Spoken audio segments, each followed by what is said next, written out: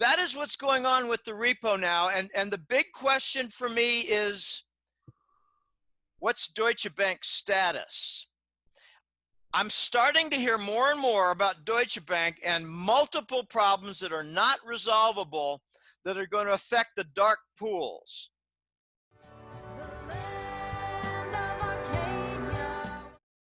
Hello there, my friends. Chris Marcus here with you for Arcata Economics. Happy New Year. Welcome to 2020. Hope you're all doing well out there. And what better way to start off the new year than to have my good friend, Dr. Jim Willie, editor of the Hat Trick Letter, which is found on golden-jackass.com, who's kind enough to join me today. So before we get started, hit that subscribe button so you can stay posted for the great content that I'm fortunate to be able to be a part of here, including Dr. Jim. And with that said, pleasure to have you on again, my friend. Happy New Year. And how is everything going in your world today?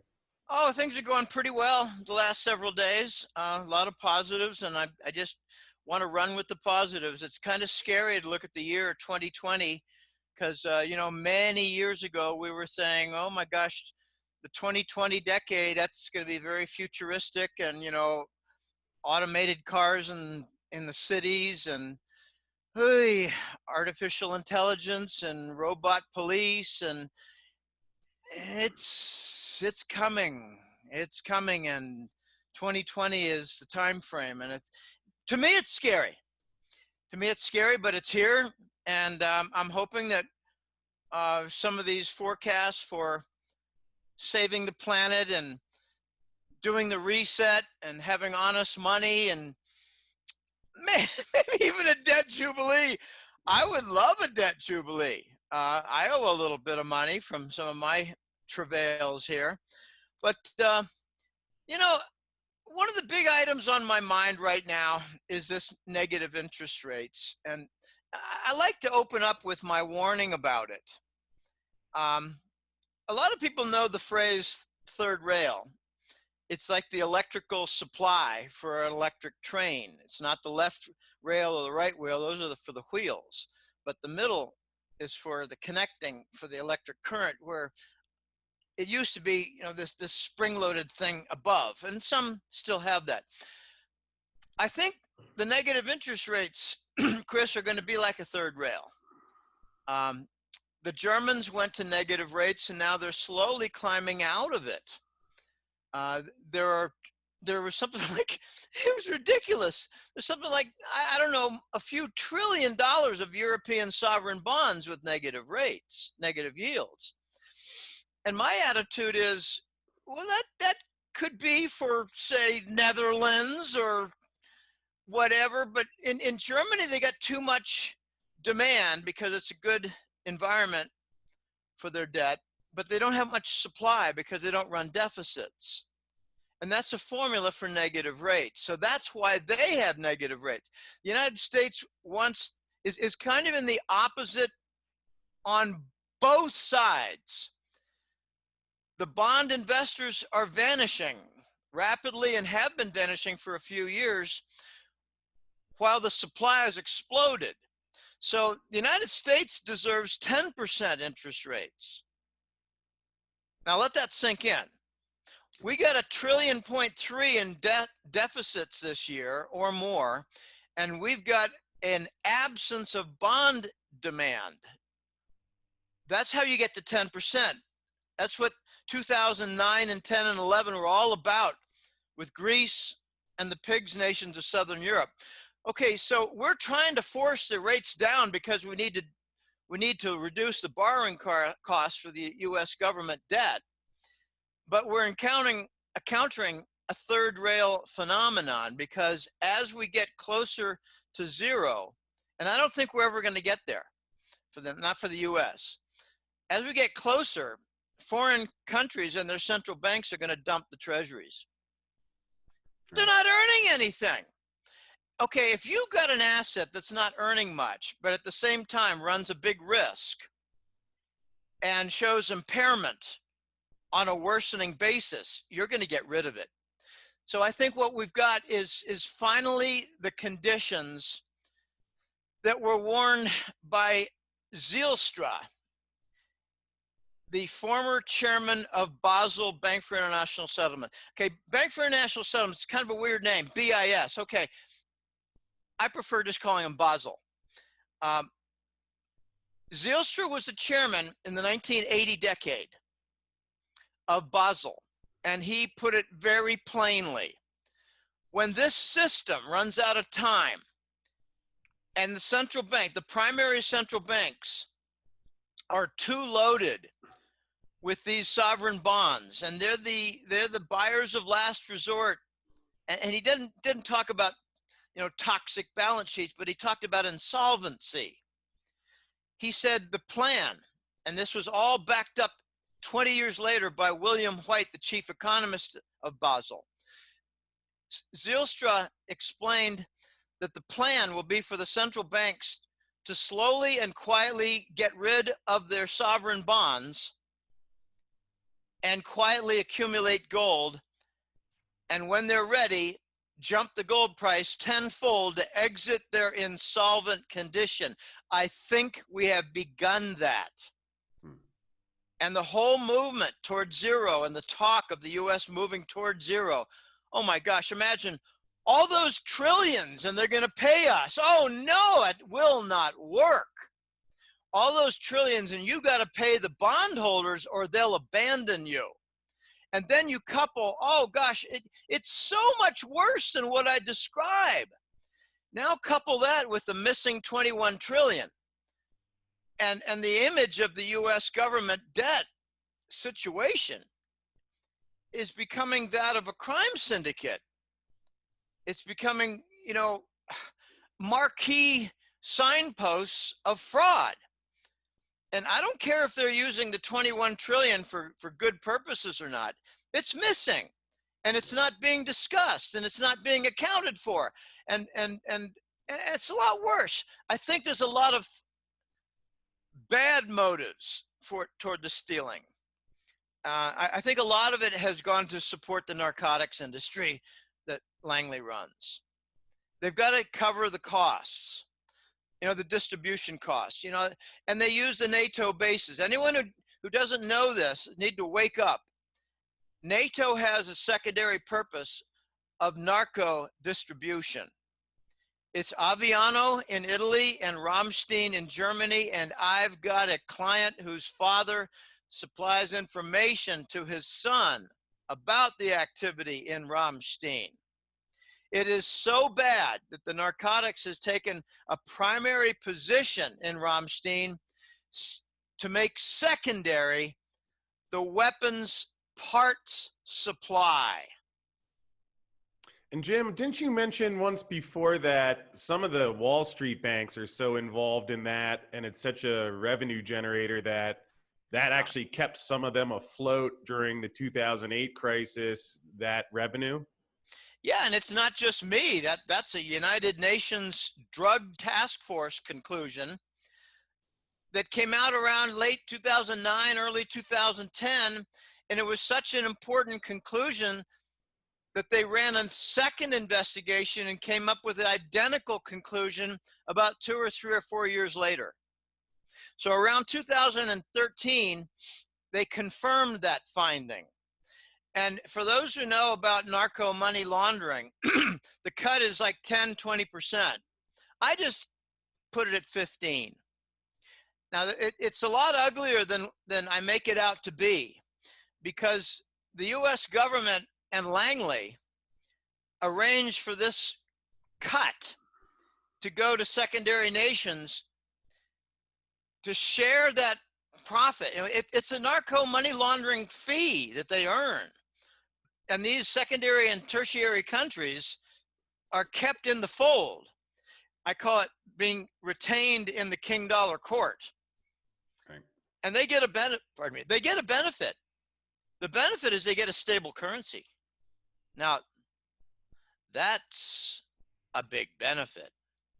The Dominican Republic, I have familiarity in this region, and I'm aware of what countries are in and what countries are out. Panama's in. They actually use the dollar in commerce. They have a 1-to-1 peg with the Balboa. It's a very strange name for their currency, but you know, Latin Americans, for some reason, they like to call a currency after a man. Like Venezuela is the Bolivar. The Brazilians don't do that. They call it the Real. That's the royal. Panama uses Balboa. Costa Rica uses Colon. That's Christopher Columbus. Nicaragua uses Cordoba, another man.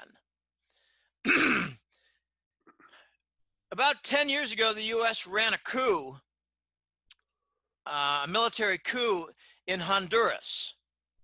I've only met a few Honduran people. It's funny, they got a different color skin. It's in Costa Rica, they're what they call morenos. They're brown. They're brown, or they're very white.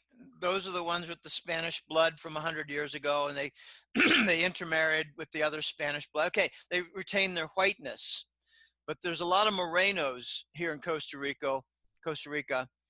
They're even darker in Nicaragua, but they're more, oh gosh, it's like a yellow tint in Honduras, very similar to what you see in Cancun, Mexico. It's the Mayan influence. It's a little bit yellower tint. Anyway, we ran a military coup in Honduras for a very specific reason, I came to learn. It was to run narcotics with their military. Now, they might not have had a very good government before, but now they got one worse. Their murder rate is 5 times that of Costa Rica. I'm talking about murder per 100,000. I visited twice. I want to get around. I thought, okay, I'm going to go to Nicaragua often. I actually made some friends there, some gringos. And I met, you know, a few other people, like a local guy, a business guy, and he helped me out and did some things. And very, very nice guy. Smart guy, bilingual guy, and I met some other people. I made a couple dozen trips up to Nicaragua. I love the weather. The best weather I've ever experienced in my entire life is not Florida, it's Nicaragua. Okay, instead of getting like the Florida rains and the intense heat where you get needles on your arm, Arizona and Florida, very similar, Texas too. Nicaragua, it's sort of like that, but not quite as bad. I really like Nicaragua. I just hoped, and it failed. The demonstration, they failed from 2 years ago. Ortega and his gang are still there. They just waited them out. But the point is that Honduras is doing narco trafficking, and now their currency is stabilized. You know, this is not hard to figure out. The cut is used to buy their local currency. And here's the rub. This is a very weird rub, and this is true of all these countries that use the narco trafficking to support their currency and to stay in the king dollar court. They end up getting a gigantic pile of their own currency because they're buying it. They're supporting their own currency. They're buying it. So the Honduran, what's the Honduran guy? It begins with an L. I can't remember the name of it. It's a strange word. It's probably a man, okay, you know? Like Bolivar and Colon and Balboa and Cordoba. Okay, whatever. They're buying their own currency, and they end up getting a gigantic pile after a few years, and they don't know what to do with it. Nobody wants it. It's shit currency, but it supports their economy, and they eventually end up at a dead end. What do? We got like $3 billion worth of this shit currency from Latin America, Central America. What do? Well, this is going to sound funny. They get going on infrastructure projects. They fix their bridges. They fix their roads. It's almost funny. And then when they've got a very nice infrastructure reform, they're back to the end of the road again, dead end. We got even more of our shit currency in Central America. What are we going to do? I don't have a solution for them. I don't have one. I think it's going to eventually be that these countries, after the reset, invite foreign currency foreign investment, foreign direct investment into their economies, into their countries to do, say, car parts business, car tire business, packaging for tech, maybe some chip fab plants, but lower tech. Chip fab is not easy. Oh boy, not easy. I remember in the 1980s, we were getting to CMOS technology. We were getting to photo electrolithography. In other words, you make the circuit boards with light. You don't do it with with a machine. You do it with bing, a light, and before you know it, you've got an Intel new Pentium chip. Okay, that was all done with light. I'm not an engineer, so I only know some of the basics and some of the second steps. I think after the reset, there's a shock coming to these semi-third world nations that have a pile of their own currency. They're going to offer it to these foreigners in exchange for, okay, for example, Germany and Netherlands and Denmark might buy into Costa Rica and have some plans for industrial development, and they'll take some of the currency, and they won't know what to do with it. But some examples of what they might do, I just gave, but there's so much more. I think these foreign countries and investors are going to be doing two things that are very important. First is a guarantee of no fraud, because this is a stock and trade of Central America. Fraud, paperwork fraud. It's so easy. And then you get some judge to stamp it, you give them a payoff, and it's done. So they're going to have to get assurances of no fraud. But the second thing is these foreign countries are going to do is say, we're going to create a technical institute because we need to produce more base engineers. So it's going to be a multi-level investment strategy for foreigners. And my hope is that this will be a multi-step process to clean up these Latin American countries for their crime. And I don't care if they're big, it just means the crime's bigger, like Brazil. Brazil's not an honest country. Brazil's got a lot of problems with corrupt police force, a lot of fraud. They just had an enormous case, an event. It was about 4 months ago, maybe September or August. Some men dressed in proper uniforms and in the garb, the uniform, the official uniforms of what do they call them? Vault security force, like G4S, that sort of thing. What's the main one? That's Brinks and G4S. They came with all the proper uniforms and they stole, I think it was about 2 tons of gold. Now, it doesn't sound like a lot when you consider, well, Venezuela had 40 tons of gold. Well, to steal 40 tons, you need several trucks. So, you don't, no, they stole 2 tons and probably in one truck. And it was weighed down. That was Brazil several months ago. I hear a lot of stories about Brazil. I don't want to go to Brazil. I don't want to have a vacation in Rio de Janeiro. No, I'll go to a Costa Rican lovely place and watch my back because I know how the game is played here.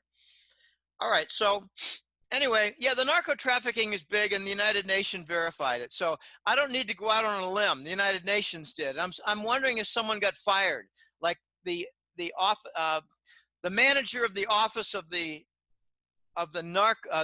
drug and what do you call it? Drug something.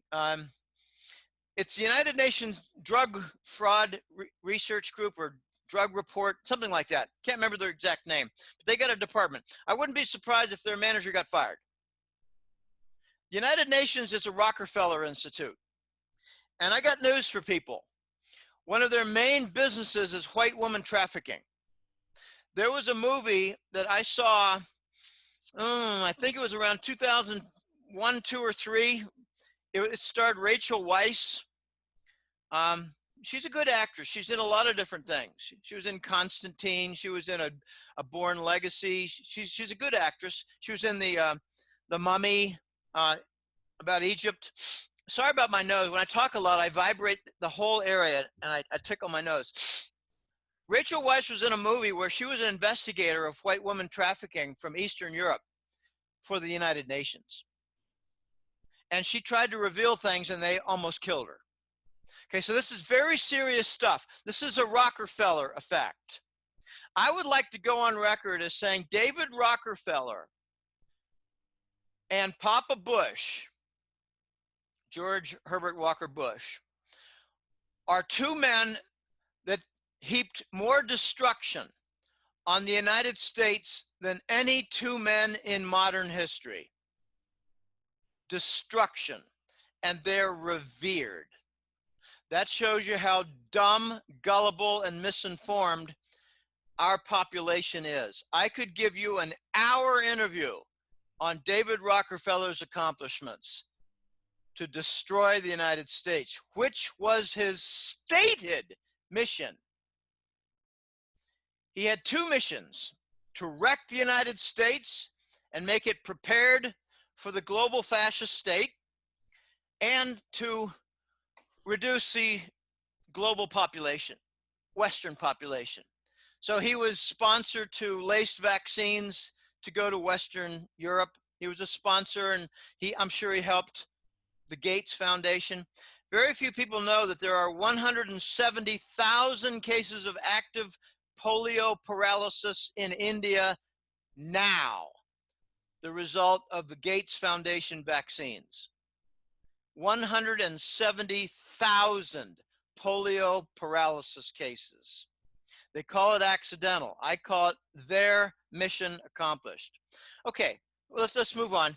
I want to get to the repo market, Chris. Yeah, it's certainly a lot happening there as well. Okay, okay, that's not a leading question. Come on, help me out. I need a break from talking. Okay. Well, certainly to dig into the repos, we're hearing more about admissions that a bank is failing. Again, it's amazing. It's been going on for 4 months, and the Fed is pumping the money in, claims to not know what's going on. We hear a lot of rumors, and obviously it fits with everything else you're saying, because we have this massive supply of treasuries going out there. Now even hearing rumors that there may be issues in terms of the gold supply on the LBMA. So certainly is a lot happening, and looking forward to hearing what you're seeing there. The big question for me right now regarding repo is, how big is the volume for the Western banks in Europe? I got a story passed to me just a couple weeks ago about the repo market taking on huge volume because of a Wall Street hedge fund. When you say Wall Street hedge fund, people need to understand something. Every Wall Street bank has oodles and oodles. Think of a few dozen hedge funds that operate under their roofs. They provide offices for some of the hedge fund managers if they want them. They provide supervision with Wall Street bank vice presidents. And those vice presidents usually later on do the denying that they know what happened when something went bad. So they do supervision of the hedge funds until it's embarrassing. Then they deny all responsibility and leave it up to the justice system to prove that they knew anything. Okay, so every Wall Street bank has a bunch of them, and the Wall Street bank is their creditor. Furthermore, these hedge funds use the treasury bonds as a base for arbitrage for lots and lots of different things. And something went upside down in the last year. In the past, the treasury bond was always a lower bond yield because it was considered safer. Okay, so the treasury bond has flipped and gone inverted. We now have negative corporate yield spreads versus the treasuries. it's gotten dangerous. You've got so much supervised. I emphasize supervised because they lie. The Wall Street banks are supervising a lot of very dangerous, high leveraged activity where they're using your assets overnight. Yeah. And I don't know if it's high frequency trading as much as it is arbitrage algorithm trading. This hedge fund has a bunch of algorithms that they employ. Hedge fund A. Hedge fund B has different algorithms with a lot in common, but they think we're smarter. We can tweak it a little bit better and use a little bit better leverage because we're smarter. And we have some access to assets that they don't. Then you got hedge fund C, that very different. They use emerging market. They got European this and that, corporate bonds, and they're making money on Italian versus German. They're doing a lot of things. Why is the Italian sovereign bond yield in the same neighborhood as the United States? Because they're buying the hell out of it at the Euro Central Bank. Nobody else wants it. Okay, so the big questions to me are, what exactly is blowing up in Wall Street with their hedge funds? And is Deutsche Bank considered in the rumor mill a Wall Street bank? I argue that Deutsche Bank is considered a Wall Street bank. I argue that it is like an appendage to JP Morgan. I argue that since they adopted Bankers Trust in 1998, which was called the Fed's bank, in other words, their derivative bank, I argue that since Banker Trust was adopted, Deutsche Bank acted like a Wall Street bank, even though it was located in Germany. I've come to learn in the last 3 years that most of the illegal activity from, oh gosh, it's hard to describe it really, from dark pools. That's what Rob Kirby calls them. The dark pools are a lot more than Langley. Langley has billions, hundreds of billions, and they put it to work. Why not? I mean, what are you going to do? There's only so much you can store in containers, in shrink-wrapped form, containers in Greek ports. One container might hold, no more than like, $20 billion or $40 billion. But, you get to 80, 100, 200 billion. Afghanistan is worth 800 billion a year for the heroin. Okay, so you got a lot of dark pools active. And I'm coming to learn that Deutsche Bank is the designated player for the dark pool money. And that represents a new risk if Deutsche Bank is going bankrupt and entering failure. Okay, let me get back to the Wall Street hedge fund chaos. This is not the first time I've talked about it. I've mentioned it about 3 or 4 times with various interviews, but maybe your audience hasn't heard it. When you got this, not necessarily high frequency, but often it is mixed with high frequency, because if they're looking for overnight arbitrage leverage trades and they put back your asset before 7 in the morning, they might think, well, if we can just do this 20 times, we're going to be making a lot more money. And it's all safe because we can put it back before 7 a.m. Something went wrong. And I'm getting a better idea in the last several days about what went wrong. Typically, you've got arbitrage going on where they say, well, we got this higher yield. Just think of something like General Electric. Is that considered a risky bond? 15, 20 years ago, it was considered the bellwether, but now they're triple B. So they've got a higher bond yield than the treasuries. So there might be some arbitrage on corporate versus treasury. It's always versus treasury. That's the baseline. And then you put on the leverage. And then you've got some other things going on, like you might trade, if it's not GE, it might be, let's just call it, crappy bond. Crappy Corp, because that was the example of this fellow, and he did a great job. His name was George Gammon, I think. So if you've got Crappy Corp and they've got their triple B bond, you might think, well, let's put some leverage on that versus the Treasury, U.S. Treasuries. And, you know, let's invest kind of a hedge within our leveraged arbitrage. It gets very complex.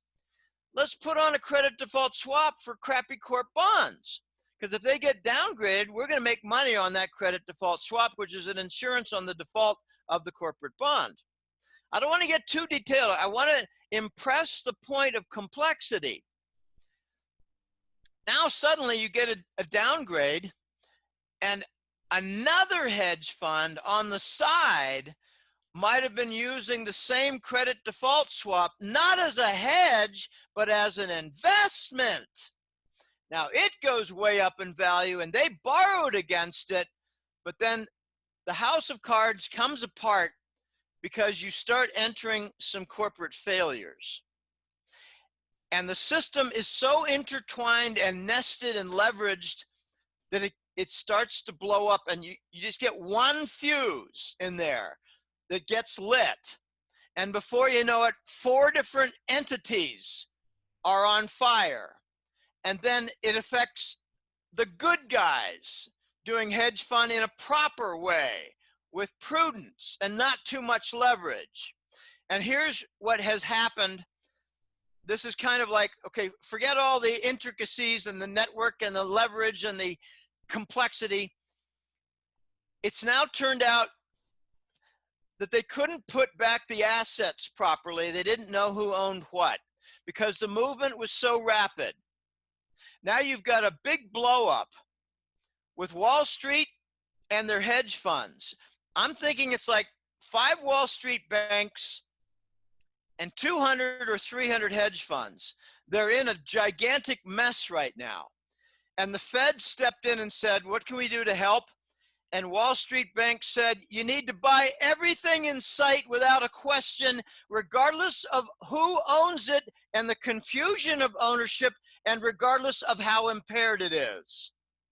That is what I think is going on with the repo market right now. I've heard from a couple of different places that the Fed is buying everything in sight. They don't care about impaired quality. They don't care about ownership. If you've got a battle of who owns, okay, for instance, you might own some GE corporate bonds, and they're lying, and a lot of them, and they're lying in an account. And Wall Street says, you know, people need to understand that if a brokerage house owns a stock like IBM, they can lend it to somebody on a short. It's all very legal, and it's in the fine print of your account with your brokerage firm. You got to expand that concept to other assets, because Wall Street wants to use your asset for their leverage game and make a lot of money. They're not investment bankers anymore. They're casino arbitrage players.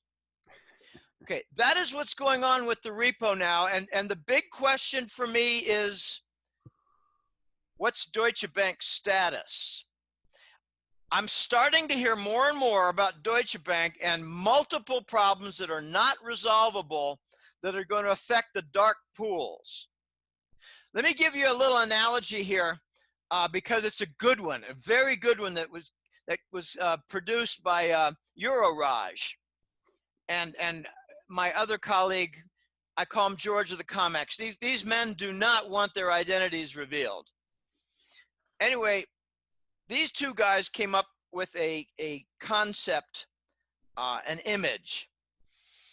What they said was, ever since QE, you've had a tremendous amount of background activity by the Exchange Stabilization Fund, which I believe 90% of the American investment community does not know about. The Exchange Stabilization Fund is backed by a few trillion, let's just keep it vague, a few trillion, could be 10, could be 12, could be 15, a few $1 trillion of assets. And I've come to learn, pardon me, that the Saudis pardon me, having hiccups. The Saudis collected a tremendous amount of treasury bonds in the recycled petrodollar game. And last April or so, Trump said, we're not giving back 3 or 4 trillion to the Saudis, even though they need it. We're talking about the Exchange Stabilization Fund only in part. It's a lot more than 3 trillion. It's a lot more than the Saudi bonds. Okay, so since QE began, let me just back up a step here. Why did we do QE? Why in 2012 did we have the Fed buying our bonds like Zimbabwe? That's self-dealing, that's monetizing your own debt. Why are we doing that? Why did we do that? Because we ran out of buyers and we did not want to have a bond auction failure one time after the other, after the other, after the other, and see our interest rates go up to where Greece and Italy had them at 5 to 10%. So we thought, let the Fed buy our bonds and we'll prevent a bond market default and blow up. Step in the Exchange Stabilization Fund. They go to 0%. I called the 0% 6 months before it happened. It was one of my forecasts following Lehman. I said, with all this problem, we're going to 0% just like Japan. We'll justify it.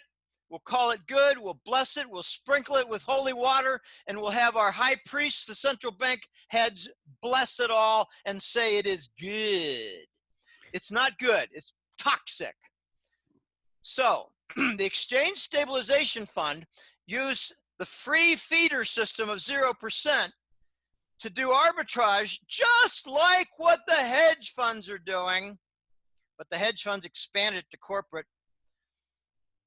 It was a long-term bond versus the short-term bond. Why did long-term rates go down so much? From 2.5 to 1.5? Because of exactly this. They bought the long and shorted the short.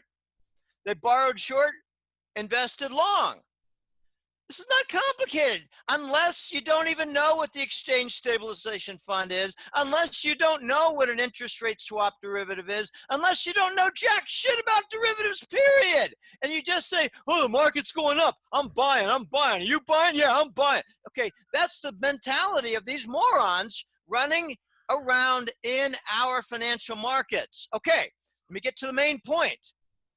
In the background, where the interest rate swap derivatives producing artificial demand, the Fed claimed and the US government claimed that there was a flight to safety, a flight to the safe haven and the refuge.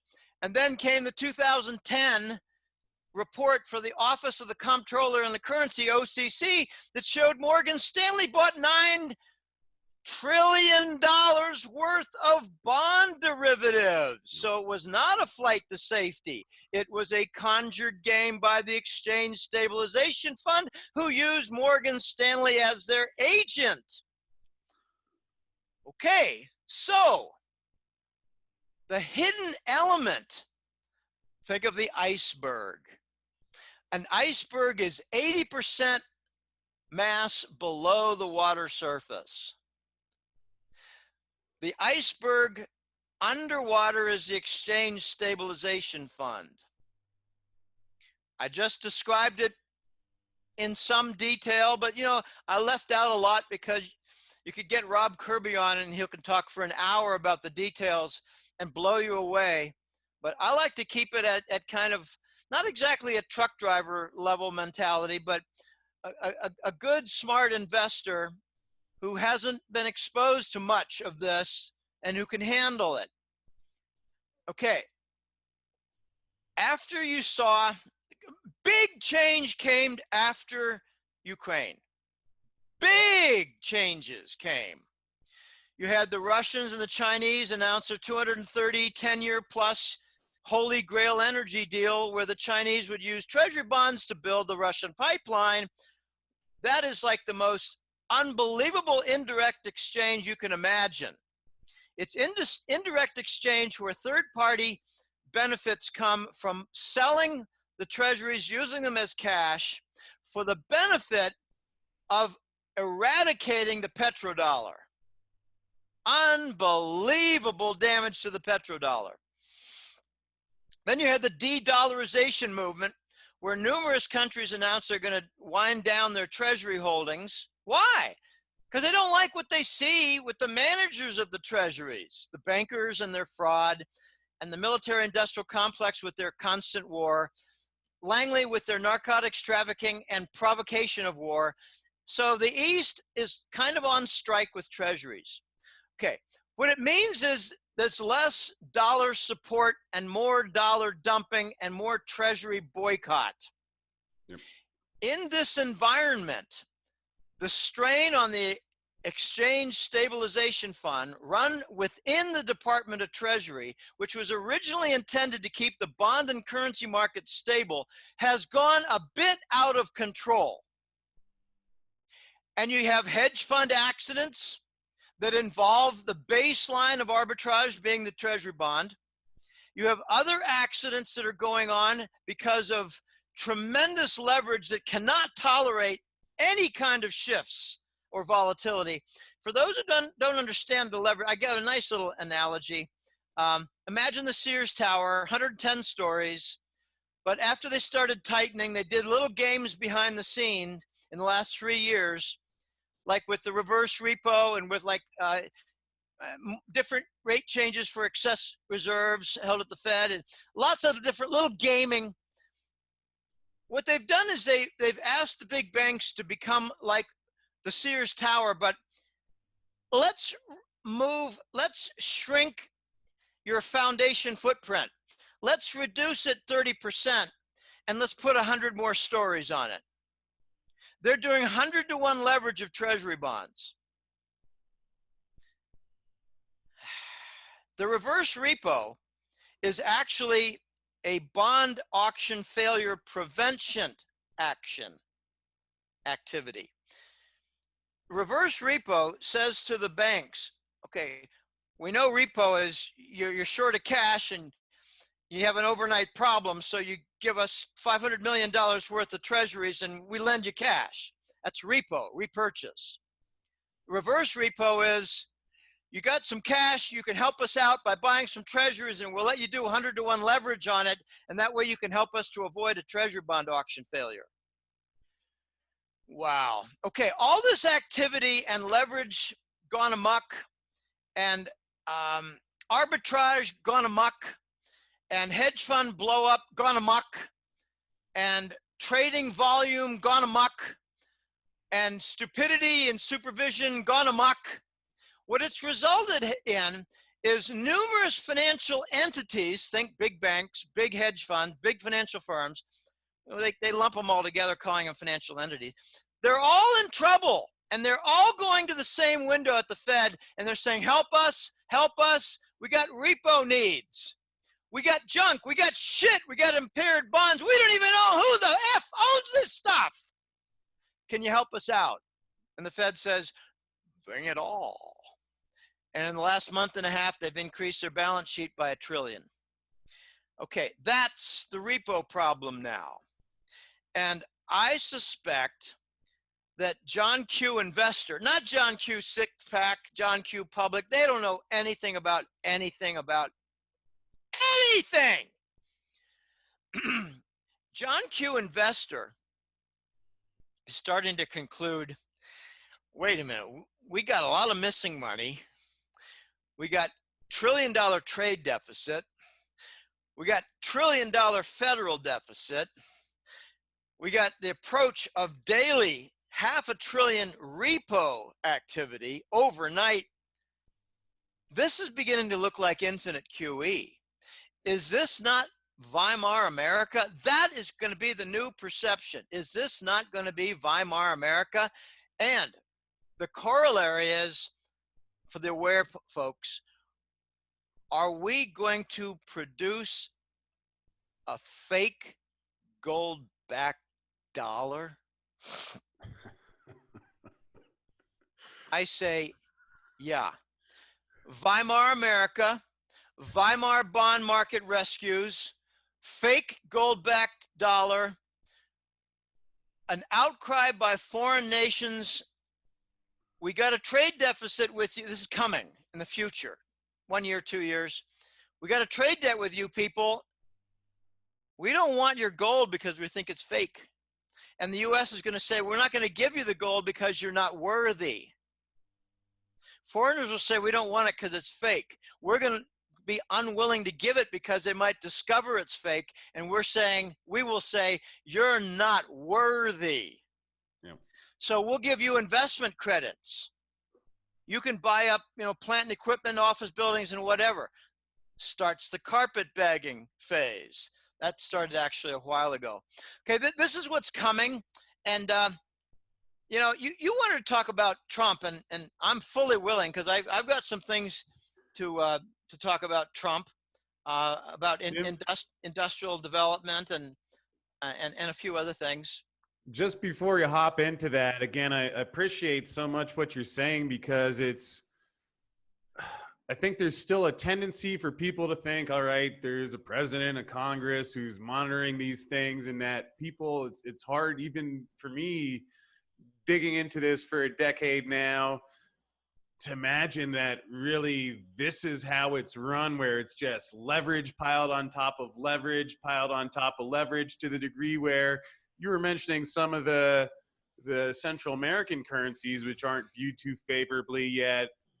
Geez, it's like, would you rather have that than the dollar at this point when you see just how cartoonish it's become? We're taking on third world characteristics now with our financial markets. There was a statistic that absolutely shocked me 2 years ago. Now, you're aware of the Patriot Act, but you might not be aware that in the Patriot Act, it forbids the movement of large amounts of cash. The police have exploited this. I mean, like state police and city police. They do a roadside stop. It's either on interstate or a main avenue. And if somebody has, say, $4,000 in the back seat in a satchel, the police can legally confiscate it. I'm not saying this is theft. Well, we can look at it as theft from an ethical standpoint, but from a legal standpoint, no, it's legal confiscation. It's asset seizure. The shocking statistic was that in 2017, the volume of asset seizures from roadside police confiscations was greater than the volume of break-in robberies in the United States. That is, to me, shocking. And, you could get it to the other aspects of the Patriot Act. It said that you cannot have jewelry in your safety deposit boxes in banks. I've had a couple clients tell me, Jim, unbelievable, my mother's heirlooms were taken. I said, yeah, well, you didn't hear about the Patriot Act and that fine print. It may not have even been fine print. What the Patriot Act says, you can have documents and paper only, and not even cash. You can't store, $5,000 and $100 bills in your safety deposit box. Not a good idea. It could be confiscated. They could stretch the Patriot Act and confiscate that too, with the same justification as police roadside confiscations. Okay, so we're acting like a third world nation. And when you've got the attacks against Occupy Wall Street, when you've got staged violent incidents by Langley, there have been about 8 of them. My first question when I hear about a big violent incident with numerous shootings is, where was Langley? Where were the Langley guys for this? Prove me wrong. When you've got bank fraud by Wall Street confiscating the $700 billion of TARP funds, add them all up, you look like a third world nation. And I've been asking the question in the last few years to clients, are you seeing more unrepaired holes in your highways? The answer is yes, to every person I've asked. So, you've got infrastructure decay, holes that aren't filled, fraud by the banks, theft by the police, a lot of hassling at the customs for entry. You can go on and on with examples. I once saw a list of 20 criteria of a third world nation. And the United States satisfied 15 or 17, depending on your interpretation. So what's left is a completely faked currency, faked gold backing. Now, Mnuchin, the Secretary of Treasury, he went and visited Fort Knox over a year ago and came out and said, it's all there. And some smart people said, what's all there? And he said, the gold's all there. Okay. Actually, he said gold is safe. He didn't even say the gold is there. He just said gold is safe. Not that the country's gold is safe, just, well, we knew that gold is safe, but doesn't even. Okay, well, you actually got the wording better than I do, and I admit my shortcoming. So he made a comment like gold is safe, not our gold is safe, Right. not the Fort Knox gold is safe. But in the context, it was interpreted to mean the Fort Knox gold is safe. I thought he said, I just inspected the vaults and the gold is all safe there, where it was more directly referencing the gold there. Okay, whatever. Okay, my understanding is that Fort Knox is loaded with thousands of tungsten bars. And I got corrected by a chemical engineer. I got a client in, he's between Texas and California, in that region, the Southwest. He's a chemist. And he said, Jim, don't use the word gold-plated tungsten bar, because that's what I had called them. Yeah. Because the electrolytic process will not put gold atop tungsten. The chemical reaction doesn't work. The chemical properties, the electrolytic property, they don't work. What they do is they put a gold coat on a tungsten bar, and the official word is gold clad.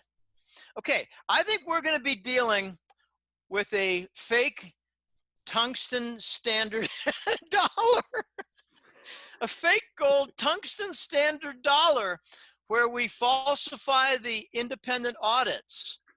Now imagine the hue and cry from Europeans and Chinese who have trade surpluses with the US, and they say, we want an independent audit of your gold before we have a guarantee for trade. And we say, oh no, we got X, Y, and Z, 3 companies that did independent audits, and it's all gold, it's all there. And then suddenly you get a slip. You get a bar that shows up and it's in the hands of a Dutch bank or a Singapore bank or a Beijing Chinese bank, and they show for all the world to see that they cut it open and it's 98% tungsten, which sells for, I think, $80 a ton versus 35 million a ton for gold. Okay, then the cat's out of the bag and the US faces further isolation. But before that, a lot of countries will say, we don't want to trade with the United States because we don't want your fraud, we don't want your fake gold, and we don't want your military pressure. So the United States can be isolated, but the ones who do trade are going to be in for a disappointment to receive fake gold. So that's part 1 of my interview with Jim Willie. As you can see in the background, there is his website, thegolden-jackass.com, where you can get access to the hat trick letter, find out more about Jim and his research.